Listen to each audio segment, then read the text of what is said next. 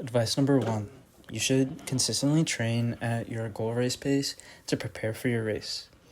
This is very obvious, but there are a lot of runners out there that, they're just not that smart and usually just do most of their training, not at their race pace. Which, you're actually stupid if you try to run most of your training at, an easy effort or, anything less than your race pace. Because you're preparing for the race. That doesn't even make any sense. So instead, you should use periodization training, which is when you start your training at a maximum effort early in the season, then slowly build the volume while keeping the intensity through the season. That way, you can actually adapt to higher intensity racing for long periods of time. So, you could just race all through the season. Maybe you could race once a month or something like that, but, you'll never have to, take a break from running because, you're constantly increasing the volume and intensity at the same time. Advice number two,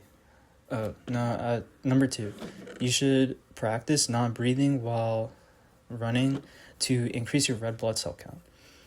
Your red blood cells are like air in portable AC units, and if you want to be an absolute unit, you should take this note from portable AC units.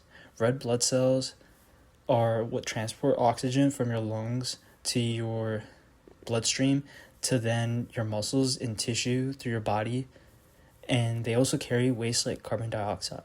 Portable AC units actually take in the hot air from the inside and put them outside, and then they create cold air on the inside. So this is how you're taking out the carbon dioxide. But there's actually many reasons why you should stop breathing while running, like bringing in more carbon dioxide into the atmosphere. You shouldn't do that. That's not good for the environment. And if you just not use as much oxygen when you're running, then you don't have to aid in climate change, So in fact, as an experienced runner myself, I have not been breathing this entire time. Last time I breathed was yesterday. I can breathe and not breathe at the same time. It's just something that eventually happens. But I haven't actually breathed since yesterday. Even the greatest swimmers do this. When swimmers go underwater, they don't breathe. Advice number 3. Don't run too much with your arms and hands. One of the worst mistakes you can make early on,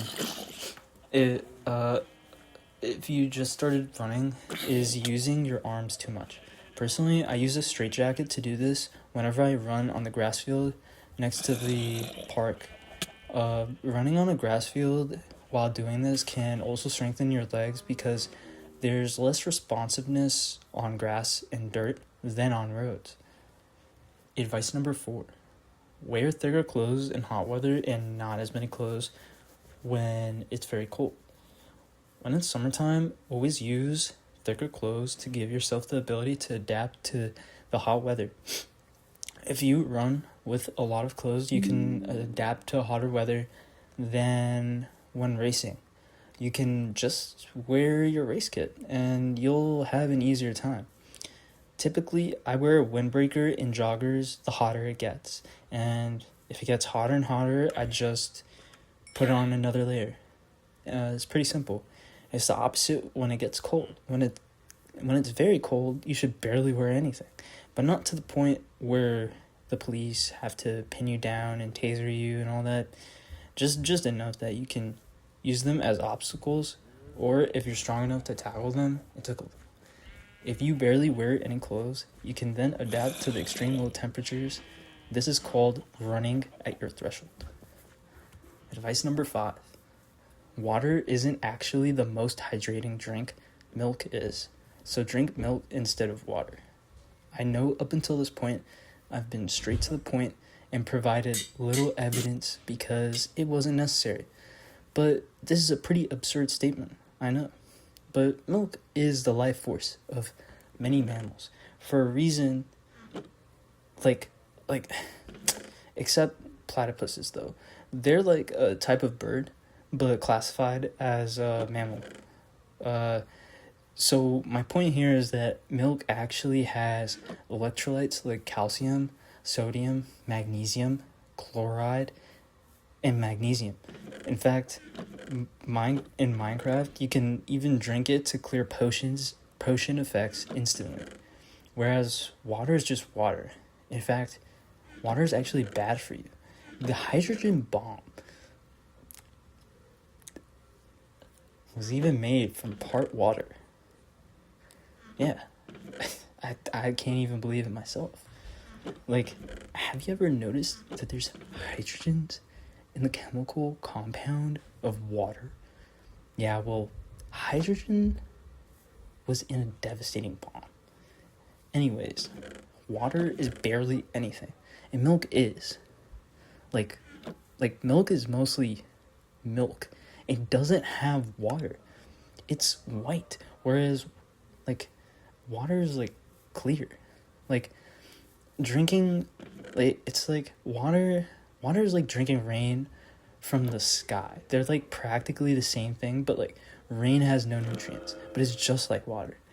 Like, I have a theory, but I'm not even gonna say it, because at this point I'm just putting together conspiracies, and I don't want to give advice that won't help anyone too much, so I'm just gonna leave it right there. But I will say, like, rain and water are pretty similar. But that's why you should drink milk instead of water. I've been to the grocery store, and you can even make milk into chocolate milk. But I think it depends on, like, if you, like, whenever I get a chocolate milk, it sometimes comes in white, but you have to, like, go to the store clerk and you have to ask them if it's from it. Whatever. Anyways, okay, that's the video. If anyone wants more advice, let me know in the comments. Bye.